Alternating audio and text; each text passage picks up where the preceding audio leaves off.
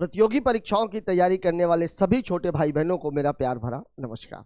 साथियों, आप में से बहुत सारे लोगों के RRB NTPC under graduate level के एग्जाम्स या तो चल रहे हैं और या तो होने वाले हैं। इसके तुरंत बाद मतलब 9 सितंबर तक तो अंडर ग्रेजुएट लेवल के एग्जाम है। इसके तुरंत बाद शुरू हो जाएंगे ग्रुप डी के एग्जामिनेशन। आप मोस्ट प्रोबेबली उम्मीद कर सकते हैं कि सितंबर लास्ट वीक से ग्रुप डी के एग्जाम प्रारंभ होंगे और ग्रुप डी के एग्जाम खत्म होते ही ग्रेजुएट लेवल का मेंस होगा। अब इन एग्जाम्स में हम कितने नंबर लेकर के आए ताकि हम ये महसूस कर सकें कि हमारा सिलेक्शन तो पक्का है, चाहे हमने किसी भी जोन से फॉर्म डाला हो।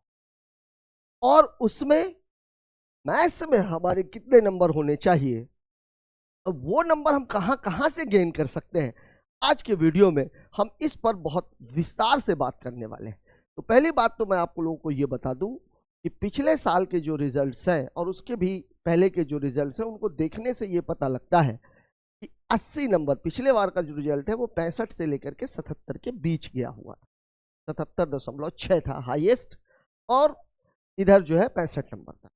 मतलब ये हुआ कि आप अगर 80 नंबर स्कोर करते हैं तो आप एग्जाम में सेफ मोड में। और ये 80 नंबर अगर आपको निकालने हैं कंप्लीट एग्जाम से तो उसमें मैथ्स और रीजनिंग का जो पार्ट है वो बहुत इंपॉर्टेंट हो जाता है। कारण यह है कि 100 नंबर में से 60 नंबर की केवल मैथ्स और रीजनिंग आनी है, 30 नंबर की मैथ्स और 30 नंबर की रीजनिंग। अब इन 30 में से हम कितना पाएं, तो आप एक बात दिमाग में बैठा लीजिए, अगर आप 25 से कम जा रहे हैं इसका मतलब यह है कि आप एग्जाम में पीछे हो रहे हैं और आपका जो सिलेक्शन है वो लगभग इस उम्मीद के साथ दें कि अब आपको भगवान ही बचा सकते हैं। लेकिन अगर आपका स्कोर 25 प्लस है, 25 प्लस है, तो आप ये उम्मीद कर सकते हैं कि आपका सिलेक्शन 100% होगा। अब ये एग्जाम में सवाल कहां से पूछे जाते हैं, उन एग्जाम्स की हमारी क्या स्ट्रेटेजी होनी चाहिए, आज हम उसी पे बात करने वाले हैं। तो साथियों, ये है अभी हमारा ग्रेजुएट लेवल का भी जो हाल ही में एग्जाम कंडक्ट हुआ है, जिसमें in all total 48 set paper लिए गए थे। कितने लिए गए थे? 48 सेट। 48 सेट्स पेपर हुए थे। अब इन 48 सेट्स में से किस टॉपिक से कितने क्वेश्चन पूछे गए थे ये आपके सामने देखिए। नंबर सिस्टम ये इकलौता पार्ट नहीं है, इससे बहुत सारे हिस्से हैं जिसकी चर्चा अभी हम आगे करेंगे। इसमें आप देख लीजिए कि इसमें लगभग कितने क्वेश्चन है? 4, एग्जैक्ट 4 है।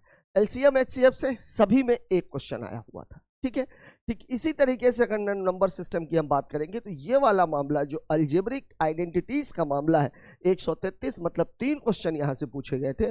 इन 3 क्वेश्चनों में से 2 क्वेश्चन सिंप्लीफिकेशन के थे और एक क्वेश्चन ऐसा था जो या तो अलजेब्रा का बहुत इजी क्वेश्चन था और या तो अलजेब्रा के फॉर्मेट में सिंप्लीफिकेशन का था। मतलब 3 क्वेश्चन सिंप्लीफिकेशन से आए हुए थे। तो 4 क्वेश्चन नंबर सिस्टम से, 3 क्वेश्चन अलजेब्रा से और 1 क्वेश्चन एलसीएम एचसीएफ से। मतलब आप ये कह सकते हैं कि 8 क्वेश्चन कहां से पूछे गए थे? नंबर सिस्टम के पार्ट से। ठीक इसी तरीके से अगर मैं इसकी बात करूं एडवांस मैथ्स की, तो एडवांस मैथ्स में यहां तक है। अब देखिए मेंसुरेशन में कितने क्वेश्चन आपको दिख रहे हैं? 112, 2 से थोड़ा सा ज्यादा। ज्योमेट्री एंड कोऑर्डिनेट ज्योमेट्री में यहां आपको दिख रहे हैं लगभग 2 क्वेश्चन। ठीक है, ट्रिग्नोमेट्री और हाइट एंड डिस्टेंस इन दोनों को मिला करके आप देखिए कि टोटल 48 सेट हुआ था। मतलब ये हुआ कि किसी के में ट्रिग्नोमेट्री आई थी और किसी के में हाइट एंड डिस्टेंस आई थी, दोनों ही ट्रिग्नोमेट्री के पार्ट हैं। ठीक है, अब अगर आप यहां पर देखें तो टोटल ये टोटल कितना हो रहा है भाई? ये 87, 390, 120, 135, 35 और 12 47, टोटल 247 क्वेश्चन है। अब इन अगर मैं 247 को 48 में अगर मैं डिवाइड करता हूं तो ये लगभग कितने क्वेश्चन बन रहा है? 6 क्वेश्चन। मतलब 8 क्वेश्चन यहां से आए थे नंबर सिस्टम से, 6 क्वेश्चन कहां से आए थे? एडवांस मैथमेटिक्स से। स्टैटिक्स से आप देखिए, इसको हम डीआई का पार्ट मानते हैं, तो स्टैटिक्स से कितने क्वेश्चन आए थे? 89। मतलब लगभग 2 क्वेश्चन हर पेपर में थे। तो अभी आप ये देख रहे हैं कि नंबर सिस्टम से कितना आ रहा है? नंबर सिस्टम से आ रहे हैं 8। एडवांस से कितना आ रहा है? तो एडवांस से आ रहे हैं 6। स्टैटिक्स से देखेंगे तो स्टैटिक्स से कितने आ रहे हैं? तो स्टैटिक्स से 2। मतलब ये टोटल हो गए 16 क्वेश्चन। मतलब मैथ्स को 2 हिस्सों में बांट दिया गया। 15 नंबर आधा, लगभग आधे से थोड़ा सा कम, और आधे में नंबर सिस्टम, डीआई और एडवांस तीनों को मिला करके था और आधे में केवल कमर्शियल मैथ थी। अब कमर्शियल मैथ की अगर मैं बात करूं तो कमर्शियल मैथ यहां से शुरू होकर के यहां तक गई, इसकी डिटेल स्टडी अभी हम आगे भी करेंगे। देखिए परसेंटेज में कौन कौन सा, जैसे अगर मैं परसेंटेज की बात करूं तो परसेंटेज के अंतर्गत कौन कौन से टॉपिक आते हैं, परसेंटेज हो गया, प्रॉफिट एंड लॉस हो गया, डिस्काउंट हो गया, सिंपल एंड कंपाउंड इंटरेस्ट, ये सब टॉपिक कहाँ के हैं, ये सारे के सारे टॉपिक है परसेंटेज। ठीक है, ठीक, अगर मैं इसकी आगे की बात करूं तो रेशियो, चूंकि इसके दो ही आधार स्तंभ हैं, तो रेशियो से एक टॉपिक ये है, एक टॉपिक ये है, ये है, ये है और ये है, और ये दोनों हिस्से एवरेज और पार्टनरशिप, ये दोनों हिस्से पार्टनरशिप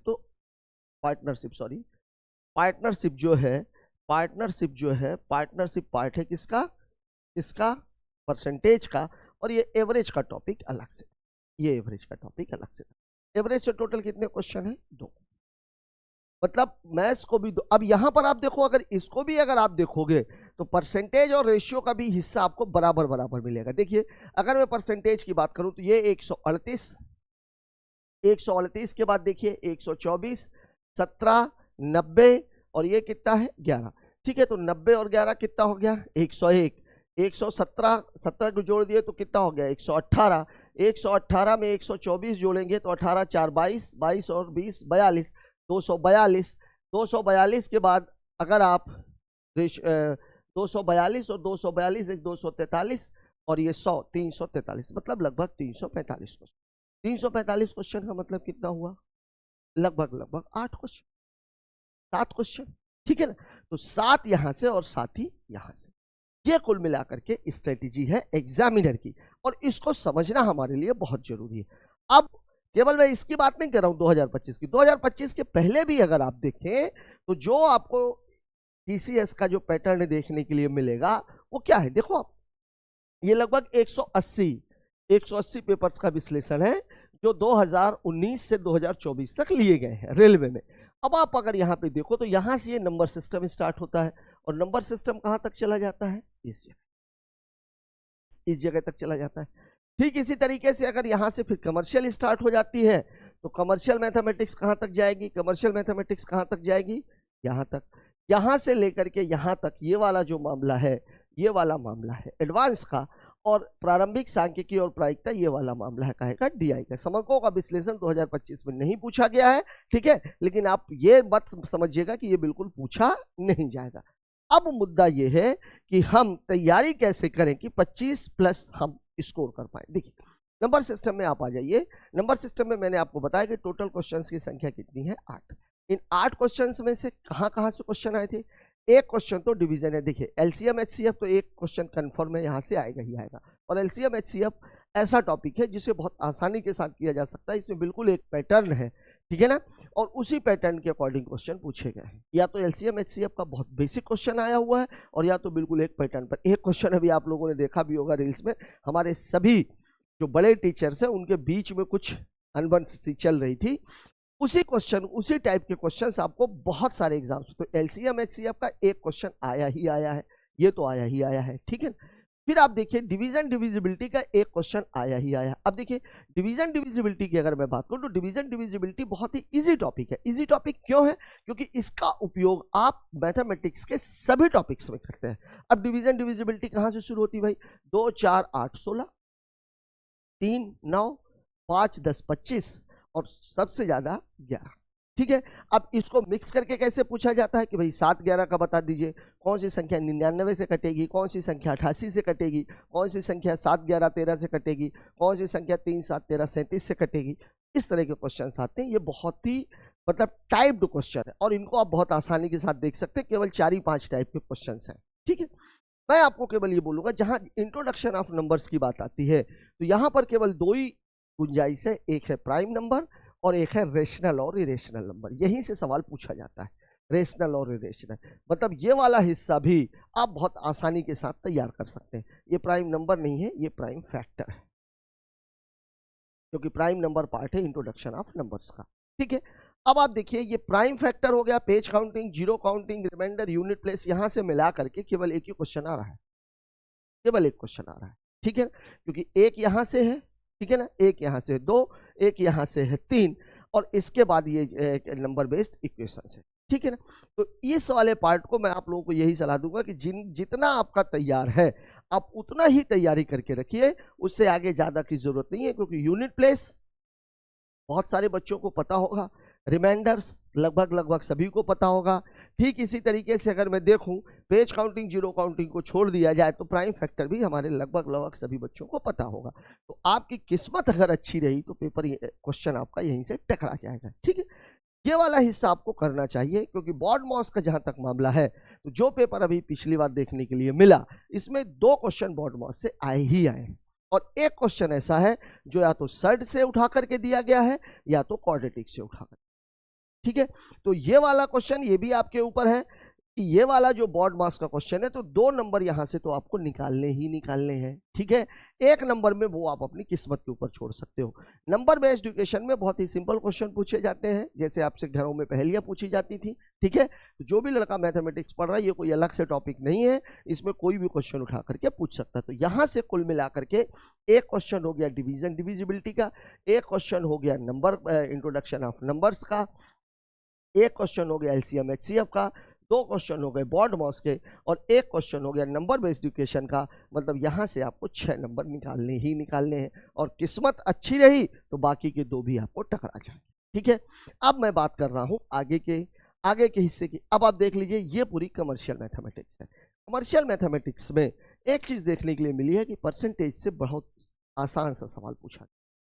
सवाल जो उसने घुमाया है परसेंटेज में, वो घुमाया है उसने कहाँ जा करके, या तो सीआईएसआई में कैलकुलेटिव क्वेश्चन दे दिया। अब कैलकुलेटिव क्वेश्चन देने से हमारे कई बच्चे कंफ्यूज हो गए, लेकिन उसमें मैं आप लोगों को बता दूं कि बहुत ही आसान तरीका होता है कैलकुलेटिव क्वेश्चन को निकालने का, और वो होता है यूनिट प्लेस। एक आध क्वेश्चन ऐसे भी देखने को मिले जहां यूनिट प्लेस दो ऑप्शंस में सेम थे, तो वहां पर आप डिजिटल सम मेथड यूज कर लीजिए। तो बेसिक आपको पता होना चाहिए, बेसिक के अलावा इसमें ज्यादा कुछ है नहीं। तो परसेंटेज आपका इजी है, यहां से 2 क्वेश्चन आने ही आने हैं, ये आपको 2 नंबर तो मिलेंगे ही मिलेंगे। ठीक है, ठीक इसी तरीके से प्रॉफिट एंड लॉस और डिस्काउंट, इन दोनों से मिला करके अगर आप देख रहे हैं तो ये लगभग लगभग 3 क्वेश्चन यहाँ से पूछे गए थे। तो एक क्वेश्चन डिस्काउंट का था, 2 क्वेश्चन प्रॉफिट एंड लॉस के थे, जिसमें प्रॉफिट एंड लॉस का एक क्वेश्चन बहुत ही बेसिक था। यहां मैं आप लोगों को इतना ही बोल सकता हूं कि यहाँ के ये 3 नंबर में से ये 2 नंबर आप लोगों को लाने ही लाने पड़ेंगे। सिंपल एंड कंपाउंड इंटरेस्ट की जहां तक बात है तो देखिए 2 क्वेश्चन यहां से पूछे गए थे, जिसमें एक सिंपल इंटरेस्ट का था, एक कंपाउंड इंटरेस्ट का था। और अगर आप लोगों का परसेंटेज अच्छा है तो मुझे नहीं लगता कि इसमें आप लोगों को कोई दिक्कत होनी चाहिए। ठीक है, अब मैं बात कर लेता हूं किसकी, रेशियो वाले पार्ट की। रेशियो वाले पार्ट में आप देख लीजिए केवल रेशियो से 138 क्वेश्चन आए। अब बहुत ही बेसिक क्वेश्चन पूछे। अब उसमें कैसे सवाल थे कि संख्याओं में क्या जोड़ दिया जाए कि यह समानुपाती हो जाए, क्या घटा दिया जाए कि वह समानुपाती हो जाए। एज से रिलेटेड सवाल आ गया था इसमें एक आध में, और बाकियों में बहुत ही इजी क्वेश्चन थे। इतने रुपया है, इतने अनुपात में बांटना है, तो ये सब तो आप लोगों से बनता ही है। तो रेशियो एंड प्रोपोर्शंस की जहां तक बात है तो यहाँ 3 नंबर आप लोगों के बिल्कुल भी मिस नहीं होने चाहिए। डिस्टेंस टाइम एंड स्पीड की जहां तक बात कर रहे हैं, डिस्टेंस टाइम एंड स्पीड की देखिए 53 और 38। ठीक है, ये देख लीजिए आप, ये टोटल कितने क्वेश्चन हो रहे हैं, दोनों को मिला करके 2 question problem based on train, boat and stream. यहाँ पर जो बोट एंड स्ट्रीम का जो सवाल है वो ट्रिकी है। तो आप लोग जाने के पहले एक बार आप 2025 का पेपर जरूर आप देख लेना, क्योंकि ऐसे सवालों में रहता कुछ नहीं है, केवल और केवल सवाल को डरावना बना दिया जाता है, डरावना बनाया गया है। ठीक है, आपके खुद के चैनल में एडुवृत्ति में आप लोगों को बहुत सारी रील्स उन सवालों की मिल जाएंगी।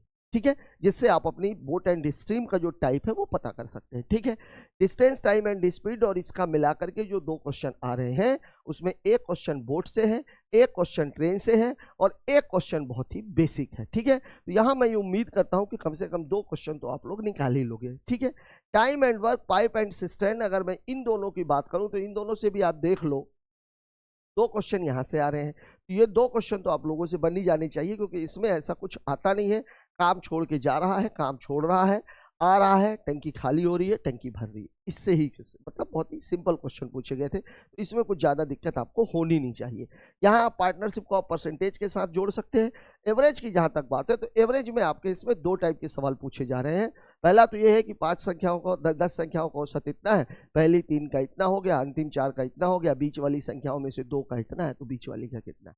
इस तरह के सवाल हैं, ठीक है। तो औसत में तो आपको ये पता ही है कि बेसिक चीज क्या है, सभी का बराबर बराबर बंटवारा, ठीक है ना। तो यहां से अगर एक मोटा मोटा आप देखें तो एवरेज के 2 नंबर आप लोगों से बन ही जाने चाहिए। तो कुल मिलाकर के कितने हो गए, 3 2 5 2 7 2 9 2 11 2 13 और 2 15, ठीक है। तो ये पश्चात मतलब छोड़ने की गुंजाइश आपको केवल कितने की है, 2 की है। थोड़ा सा इसमें ज्यादा लगा हुआ है क्योंकि बेसिकली क्वेश्चन कितने आए हैं, 14। तो 14 में से मैं ये उम्मीद करूंगा कि आप लोग 12 नंबर यहां से जरूर इसको करेंगे। 2 नंबर आपकी किस्मत के ऊपर डिपेंड करेंगे। अब देख लीजिए, नंबर सिस्टम में आपका टारगेट कितने का है, 6 का। यहां पर आपका टारगेट कितने का है, 12 का। तो 12 और 6 कितना हो गया, 18, ठीक है। अब यहां आप देखिए मेंसुरेशन में मैं आप लोगों को एक बात बता दूं, मेंसुरेशन और ज्योमेट्री ये दोनों एक ही हिस्से हैं अगर देखा जाए तो। मेंसुरेशन के साथ ज्योमेट्री, ज्योमेट्री के साथ मेंसुरेशन, क्योंकि कोई भी लड़का मेंसुरेशन तभी अच्छे से करेगा जब उसको ज्योमेट्री की समझ होगी, और ज्योमेट्री भी वो तभी अच्छे से करेगा जब उसको मेंसुरेशन की समझ होगी।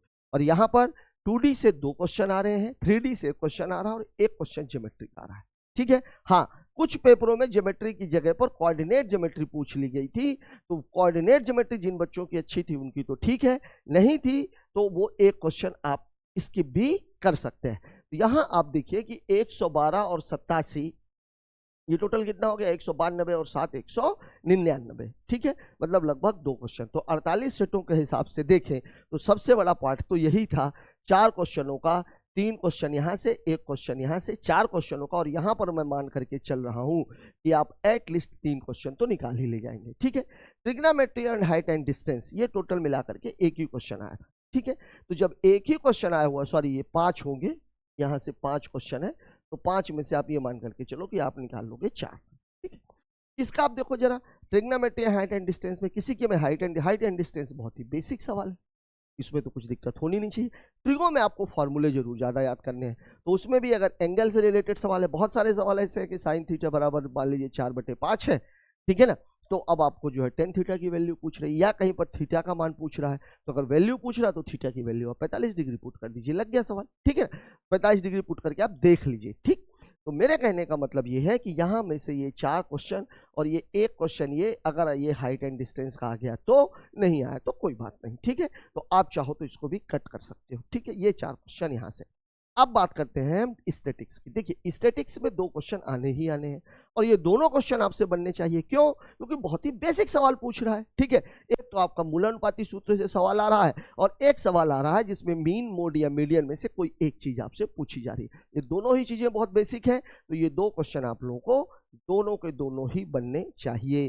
तो अब आप देख लीजिए, पूरा जोड़ लेते हैं, 2 नंबर यहां से, ठीक है, 4 नंबर यहां से, तो 4 और 2 6, 6 6 14 नंबर यहां से, 14 और 6 20, 20 और 6 नंबर यहां से, ये 26 नंबर, 26 आउट ऑफ 30 ये आपका मिनिमम स्कोर है। अब अगर किस्मत अच्छी रही आपके में, मान लीजिए कि ट्रिगो अगर आपका कमजोर है, हाइट एंड डिस्टेंस का क्वेश्चन आ गया या ट्रिगो का इजी क्वेश्चन आ गया, तो 1 नंबर आप वहां से बढ़ा सकते हो, ठीक। इसी तरीके से कोऑर्डिनेट ज्योमेट्री के बजाय आपके में ज्योमेट्री का क्वेश्चन आ गया तो 1 नंबर आप वहां से बढ़ा सकते हो।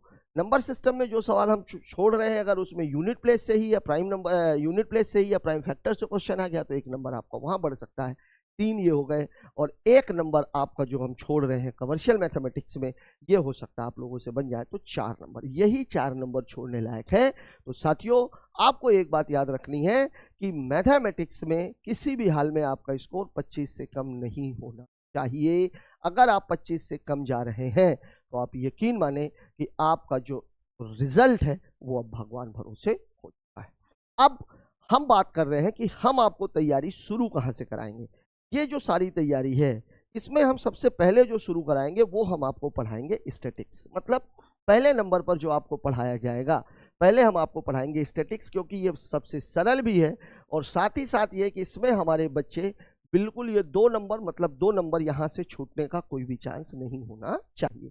फिर दूसरे नंबर पर आप ये देख रहे हैं कि एवरेज से क्वेश्चन आ रहा है, 2 क्वेश्चन, और एवरेज एक ऐसा टॉपिक है जिसमें ज्यादा कुछ पढ़ने के लिए रहता नहीं है, ठीक है।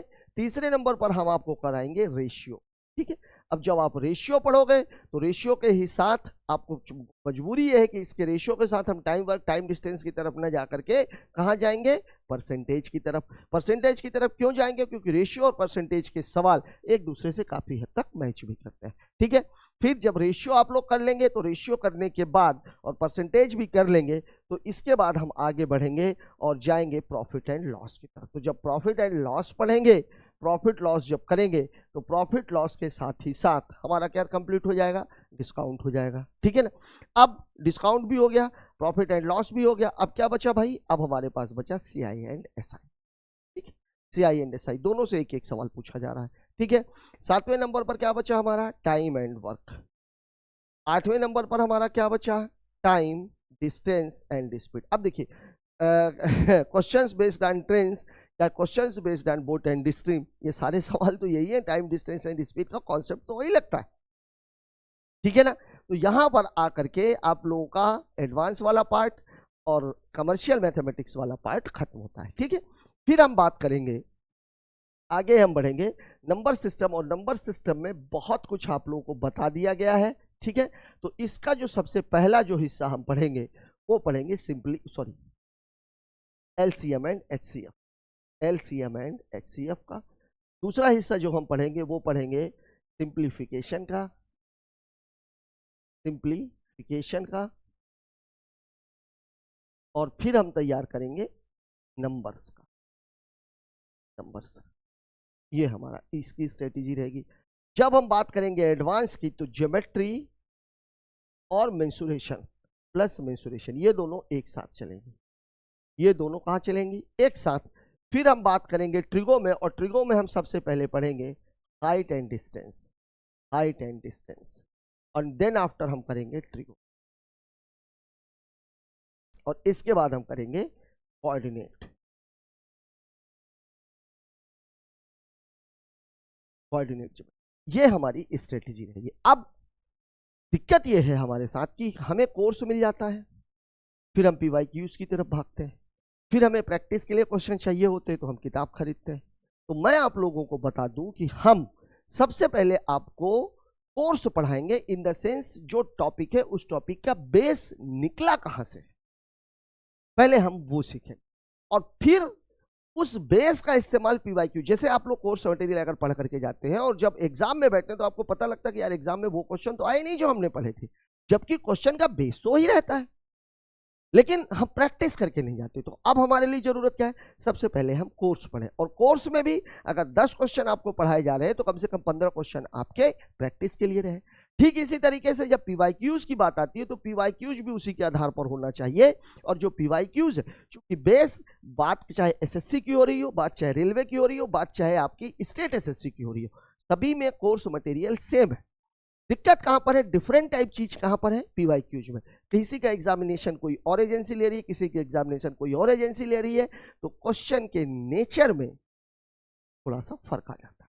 वो फर्क क्या है ये हम आपको पीवाईक्यू, और पीवाईक्यू में भी मैं आप लोगों को एक बात बता दूं, पीवाईक्यू में भी आप लोगों को 10 से 15 क्वेश्चन हम आपको बताएंगे, और बाकी के सारे क्वेश्चंस आपको प्रैक्टिस के लिए देंगे गूगल शीट के माध्यम से, और वहां पर जो क्वेश्चन आपसे नहीं बनता है उन क्वेश्चंस को आप भेजिए। संडे को एक मैराथन क्लास के माध्यम से वो सारे डाउट्स आपके क्लियर किए जाएंगे। तो साथियों आइए आज से ही हम कमर कस लेते हैं कि हमें मैथ में किसी भी हाल में 26 नंबर से कम नहीं लाना है, और ये 26 नंबर आप यकीन मानिए अगले 2 महीने की तैयारी में आप लोग गेन कर सकते हैं, क्योंकि मुझे पूरा यकीन है कि हमारे जितने भी बच्चे हैं, हमारे जितने छोटे भाई बहन हैं, उन सारे लोगों का जो बेसिक मैथमेटिक्स है, मतलब जोड़ बाकी गुणा और भाग, ये सब आपको आता है, और इसके अलावा जितनी चीजें हैं वो आपका बड़ा भाई आपको सिखाएगा।